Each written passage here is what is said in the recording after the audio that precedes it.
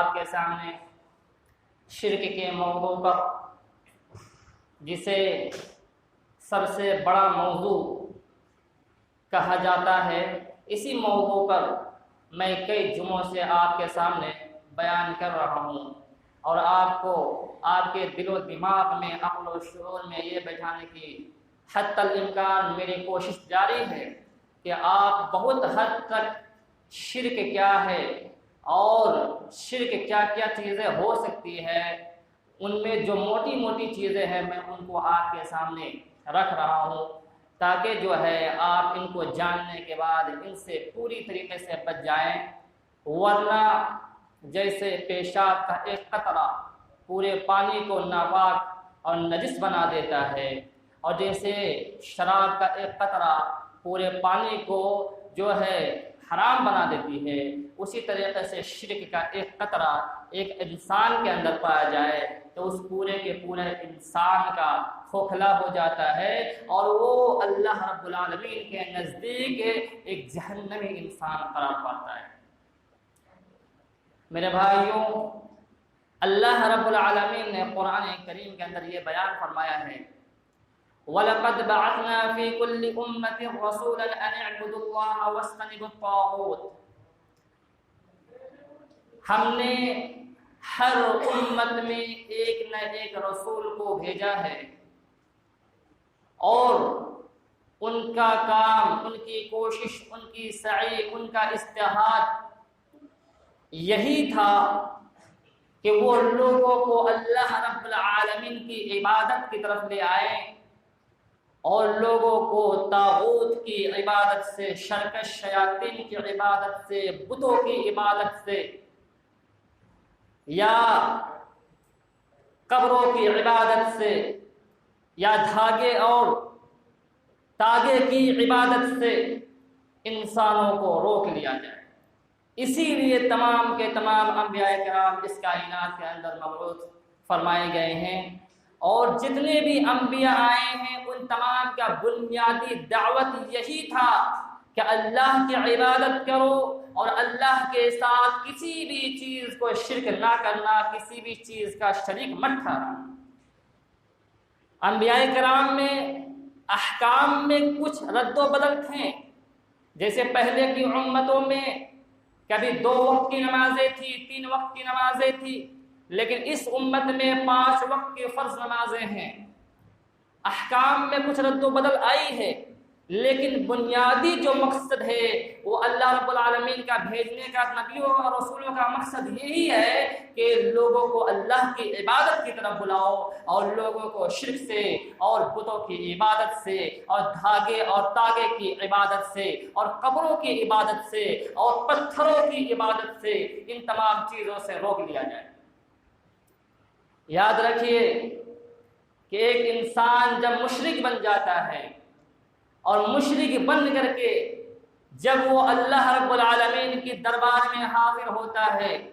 تو یاد رکھیے ایسے مشرک کے لیے نہ کوئی نبی کام آئے گا، نہ کوئی رسول کام آئے گا، نہ کوئی صحابی کام آئے گا، نہ کوئی تابعی کام آئے گا، اور نہ کوئی بزرگان دین اولیاء کرام کام آئے گا۔ اس کی مثال اللہ رب العالمین نے یہی بیان فرمائی ہے کہ جب قیامت کا دن ہوگا، اس دن اللہ کے نبی جناب محمد رسول اللہ صلی اللہ علیہ وسلم یہ چاہیں گے کہ میری امت کے لوگوں کو جہنم سے آزاد کروا کے میں جنت میں داخل کرواؤں، لیکن ایک ہی شخص ایسا ہوگا جسے اللہ کے نبی کی شفاعت کچھ بھی کام نہ آئے گی، اور وہ شخص ہوگا مشرک۔ اسی لیے میں نے شرک کے موضوع پر کئی جمعوں سے آپ کے سامنے بیان کر رہا ہوں، شرک کرنے والا مشرک کہلاتا ہے، اور مشرک کا کوئی بھی، یہاں تک کہ نبی کریم صلی اللہ علیہ وسلم بھی ان کے لیے ایک بال کے مانند بھی مدد نہ کر سکیں گے۔ تو میں نے بتایا تھا کہ شرک کی کل بنیادی 2 قسمیں ہیں، ایک ہے شرک فی الذات اور دوسرا ہے شرک فی الصفات۔ اور شرک فی الذات میں نے بتایا تھا کہ اللہ رب العالمین کے بارے میں لوگوں کا یہ عقیدہ رکھنا کہ اللہ رب العالمین سے کوئی چیز نکلی ہے یا اللہ رب العالمین کسی سے نکلا ہے، اللہ رب العالمین سے کوئی چیز نکلی ہے یا اللہ رب العالمین کسی سے نکلا ہے، اسے شرک فی ذات کہا جاتا ہے۔ اور شرک فی ذات کو اللہ رب العالمین نے سورہ اخلاص میں بیان فرمایا۔ اللہ رب العالمین نے فرمایا لم یلد ولم یولد، نہ اس نے کسی کو جنا اور نہ وہ جنا گیا، یعنی اللہ رب العالمین کی جو ذات ہے، اللہ رب العالمین کی جو ذات نور کی ذات ہے، اس نور سے کوئی بھی نہیں نکلا، یعنی اللہ نے کسی کو نہیں جنا، اللہ کی ذات سے کوئی باہر نہ ہوا۔ اور پھر اللہ رب العالمین بھی کسی سے نہیں جنا گیا، یعنی اللہ کا نہ باپ ہے نہ ماں ہے نہ بیوی ہے نہ بال بچے ہیں نہ خالہ ہے خالو ہے، یعنی اللہ رب العالمین کا کوئی بھی رشتہ دار نہیں ہے، اسی کو کہا جاتا ہے شرک فی الذات۔ یعنی اگر کوئی یہ عقیدہ رکھے کہ اللہ رب العالمین کسی سے نکلا ہے یا اللہ رب العالمین سے کوئی نکلا ہے تو اسے شرک فی الذات کہا جاتا ہے۔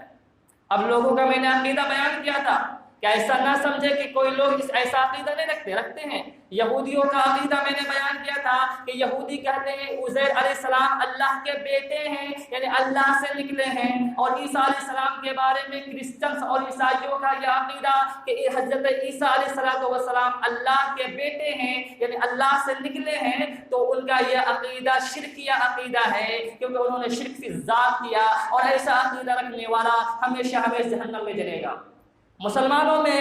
ہمارے مسلمانوں میں اکثر لوگوں کا یہ عقیدہ یہ شرک فی الذات ہے، یعنی اس ذات میں شریک کر رہے ہیں کہ اللہ کے نبی کریم صلی اللہ علیہ وسلم اللہ رب العالمین کی نور میں سے نکلے ہوئے ایک نور ہے، اسی لیے ہر صبح آپ سنتے ہوں گے الصلاۃ والسلام علیک نور من نور اللہ، الصلاۃ والسلام علیک یا نور من نور اللہ، یعنی کہ صلاۃ و سلام ہو اللہ کے نبی پر جو اللہ کے روشنی میں سے اللہ کے نور میں سے نکلے ہوئے ایک نور ہے۔ ہم نے سنا لیکن ہمیں نہیں معلوم کہ اس میں کیا عقیدہ مضمر ہے، کیا عقیدہ پوشیدہ ہے۔ تو اس میں عقیدہ یہی پوشیدہ ہے کہ اللہ کی جو روشنی ہے، اللہ کا جو نور ہے، اسی نور سے نکلے ہوئے ہیں جناب محمد رسول اللہ صلی اللہ علیہ وسلم۔ اور ان کے علماء کرام نے اس کو صاف صاف اپنے اشعار میں بیان کیا ہے کہ وہی جو مستوی عرش تھا خدا بن کر اتر پڑا ہے مدینے میں مصطفیٰ ہو کر، اور پھر بہت سارے ایسے عقائد میں نے پہلے جمعے میں آپ کے سامنے بیان کر دیے تھے۔ اسے شرک فی الذات کہا جاتا ہے۔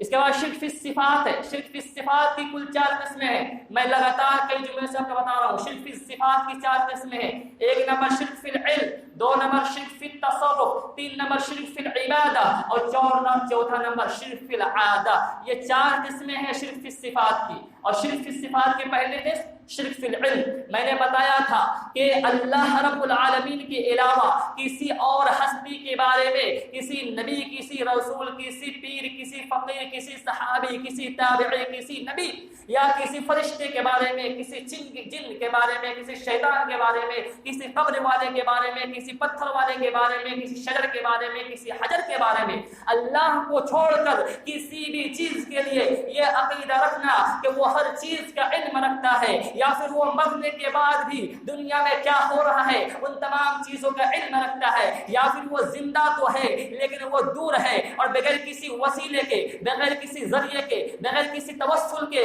وہ یہ جان لیتا ہے کہ میں یہاں پر کیا کر رہا ہوں، میں اپنے گھر میں کھاتا ہوں یا نہیں کھا رہا ہوں، میں اپنے گھر میں بیمار ہوں یا نہیں ہوں، وہ سب کچھ خود بخود جان لیتا ہے۔ اسے شرک فی العلم کہا جاتا ہے۔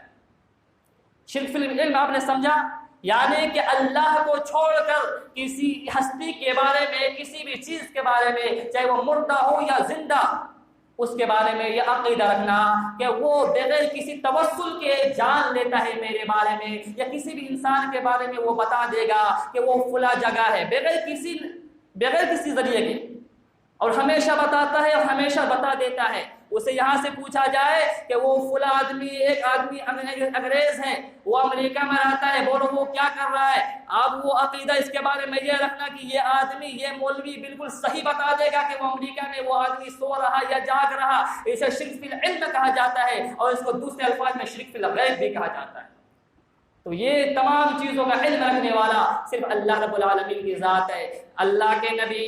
جناب محمد الرسول اللہ صلی اللہ علیہ وسلم نے بیان فرمایا کہ کالی رات میں کالی چونٹی جب کالے پہاڑ پر رینگا کرتی ہے تو اس کی آواز کو اللہ رب العالمین سنتا ہے اور اسے دیکھتا بھی ہے، اسے جانتا بھی ہے، یعنی کہ ہر چیز کا علم اللہ رب العالمین کے پاس ہے۔ یہاں تک کہ جب زمین میں دانہ بوئی جاتی ہے اور دانہ جب زمین میں جانے کے بعد کب پھٹتی ہے اور کب نکلتی ہے، ان تمام چیزوں کا علم اللہ کے پاس ہے۔ اللہ رب العالمین کے حکم سے وہ دانہ باہر آتی ہے، دانہ پھٹتی ہے، لیکن کوئی یہ عقیدہ رکھ لے کہ نہیں کوئی اور بھی ذات ہے جو ان تمام چیزوں پر قدرت رکھتا ہے، تو اسے شرک فی العلم کہا جاتا ہے۔ اور ایسا عقیدہ رکھنے والا آدمی مشرک، اور ایسا مشرک ہمیشہ جہنم میں جانے والا ہے۔ اس کے بعد شرک فی التصرف۔ شرک فی التصرف کیا ہے؟ یعنی کہ یہ عقیدہ رکھنا کہ ایک بڑے ہستی تھے یا ایک قبر والے ہیں یا پھر ایک انسان یا ایک جنات یا شیخ سدو یا شیطان ہے یا ابلیس ہے یا جنات ہے یا کسی بھی اللہ کے چھوڑ کر کسی بھی چیز کے بارے میں یہ عقیدہ رکھنا کہ وہ مر چکا ہے اور مر کر کے قبر میں ہے، لیکن مرنے کے بعد بھی وہ دنیا میں تصرف فرماتا ہے اور اس کی قبر پر جا کر مانگا جائے تو وہ مانگنے والے کی مرادیں پوری کر دیتا ہے، اور جب اس سے کوئی بھی چیز کا سوال کیا جائے تو وہ اس کے سوال کا جواب دیتا ہے۔ تو ایسا عقیدہ رکھنے والا انسان شرک فی التصرف کرتا ہے، یعنی وہ مشرک قرار پاتا ہے۔ یعنی کہ اللہ کے نبی کے بارے میں بھی یہ عقیدہ رکھا جائے کہ اللہ کی نبی کریم صلی اللہ علیہ وسلم کی قبر پر جا کر کے ان سے مانگا جائے تو وہ دے دیتے ہیں۔ ایسا عقیدہ رکھنے والا بھی مسلمان، ایسا عقیدہ رکھنے والا انسان مشرک ہے۔ اس لیے کہ اللہ کے نبی کریم صلی اللہ علیہ وسلم کی وفات کے بعد حضرت عمر فاروق رضی اللہ تعالیٰ عنہ کے زمانے میں قحط سالی پڑی، بارش نہیں ہو رہی تھی۔ میں نے آپ کو بتایا تھا کہ حضرت عمر فاروق رضی اللہ تعالیٰ عنہ جانتے تھے کہ اللہ کے نبی جب زندہ تھے تو ان کی انگلیوں سے پانی کے فوارے جاری ہو گئے تھے، پانی کے چشمے جاری ہو گئے تھے۔ اللہ کے نبی کی زندگی میں ان کی انگلیوں سے پانی کے چشمے جاری ہو گئے تھے، یہاں تک کہ 1400 صحابہ کرام نے پانی سیراب ہو کر کے پیا تھا، اور ان کے علاوہ جو جانور گئے ہوئے تھے ان جانوروں نے پانی پیا تھا۔ اور راوی بیان کرتے ہیں اللہ کی قسم اگر اس دن ہم لوگ 1,00,000 ہوتے، 1,00,000 صحابہ ہوتے تو اللہ کی قسم ویسے ہی اللہ کے نبی کے انگلیوں سے پانی جاری رہتا اور ہم پانی آرام سے پی لیتے۔ آپ یہ عقیدہ حضرت عمر فاروق کو معلوم تھا کہ اللہ کے نبی کے انگلیوں سے پانی جاری ہوا کرتے تھے ان کی زندگی میں، لیکن ان کا عقیدہ یہ بھی تھا کہ اللہ کے نبی وفات پا چکے ہیں، اب وفات پانے کے بعد اب وہ ہماری مدد نہیں کر سکتے ہیں، ورنہ اللہ کے عمر فاروق کے زمانے میں وہ ایسا کرتے ہیں کہ جاتے قبر پر جاتے اور جا کر کے کہتے اے اللہ کے نبی آپ اپنی قبر سے اپنی ہاتھیں مبارک کو نکالیے اور اس کٹورے میں داخل کر دیجئے تاکہ ہم میں جو پانی کی کمی ہو گئی ہے وہ پانی کا فوارہ پھوٹ پڑے اور ہم لوگ سارے کے سارے لوگ سیراب ہو جائے۔ ان کا یہ عقیدہ یہ تھا کہ نہیں، اللہ کے نبی کریم صلی اللہ علیہ وسلم اب وفات پا چکے ہیں، اسی لیے انہوں نے اللہ کے نبی سے مدد نہ مانگ کر کے حضرت عباس رضی اللہ تعالیٰ عنہ جو اللہ کے نبی کے چچا تھے ان کو لے کر کے اور سارے کے سارے صحابہ کو لے کر کے یہاں تک کہ بکریوں کو اور جانوروں کو لے کر کے میدان میں نکلے اور اللہ سے دعا کی اللہم انا کنا نتوسل الیک بنبینا، اے اللہ جب ہمارا نبی ہم میں موجود تھا تو وہ دعا کرتے تھے اے اللہ تو ہم میں بارش برساتا تھا، اے اللہ اب ہمارے درمیان ہمارا نبی نہیں ہے، ہمارا نبی زندہ نہیں ہے، اے اللہ رب العالمین ہم تیرے نبی کے چچا عباس بن عبد المطلب کو لے کر کے آئے ہیں، ہم ان سے دعا کرواتے ہیں اے اللہ رب العالمین بارش برسا دے۔ صحابی بیان کرتے ہیں ہم لوگ دعا کر کے نکلتے تھے اور گھر ہی پہنچتے تھے کہ بارش جاری ہو جاتی تھی اور بارش ہونے لگتی تھی۔ یعنی صحابہ کرام کا بھی یہ عقیدہ تھا کہ اللہ کے نبی کریم صلی اللہ علیہ وسلم انتقال کے بعد مدد نہیں کر سکتے اور آپ کی دستگیری نہیں کر سکتے، لیکن اللہ کو نبی کو چھوڑیے، لوگوں کا عقیدہ یہ چھوٹے چھوٹے لوگوں علماء کے بارے میں اور چھوٹے قبر والوں کے بارے میں، پتھر کے بارے میں، درخت کے بارے میں اور ہر چیز کے بارے میں یہ لوگوں کا عقیدہ ہو گیا، تاگے اور دھاگے کے بارے میں لوگوں کا یہ عقیدہ ہو گیا کہ یہ ہماری بنا دیتی ہے اور یہ ہماری بگاڑ دیتی ہے۔ اگر یہ تاگا اور دھاگا آپ کے بنا اور بگاڑ سکتی ہے تو آپ اسے راہ میں پھینک دیں، اسے راستے میں پھینک دیں، یہ راستے میں لوگوں کے پاؤں کے نیچے آ جائے گا لیکن اپنی مدد نہیں کر سکتا ہے۔ جب وہ تاگا اور دھاگا آپ کی مدد نہیں کرتا، وہ اپنے آپ کی مدد نہیں کر سکتا تو وہ آپ کی مدد کرنے پر کیسے صادق ہو سکتا ہے؟ تو میرے بھائی یہ شرک کی تصرف ہے۔ تیسرا نمبر ہے شرک فی العبادہ، اور شرک فی العبادہ میں بتا رہا ہوں، شرک فی العبادہ یعنی کہ جتنی بھی عبادتیں ہیں ان تمام عبادتوں کو صرف ایک اللہ رب العالمین کے لیے کرنا، اسے توحید کہا جاتا ہے۔ اگر کوئی ایک بھی عبادت اللہ کے علاوہ کسی نبی کے لیے، کسی رسول کے لیے، کسی پیر کے لیے، کسی فقیر کے لیے، کسی بابے کے لیے، کسی درخت کے لیے، کسی پتھر کے لیے، کسی مسجد اور مدرسے کے لیے اللہ کو چھوڑ کے سجدہ کر لیا جائے یا کوئی عبادت کر لیا جائے اللہ کو چھوڑ کر، اسے شرک فی العبادہ کہا جاتا ہے۔ اور شرک فی العبادہ کرنے والا مشرک ہے، اور مشرک ہمیشہ جہنم میں جانے والا ہے۔ میں نے آپ کو بتایا تھا سجدہ کرنا یہ اللہ رب العالمین کے لیے صرف جائز ہے، اللہ کے علاوہ کسی کے لیے سجدہ جائز نہیں ہے۔ اور میں نے بتایا تھا کہ یمن میں جب کچھ صحابہ کرام گئے تھے اور وہاں جانے کے بعد ان لوگوں نے دیکھا کہ وہاں کے لوگ اپنے علماء کو، اپنے بڑوں کو، اپنے احبار کو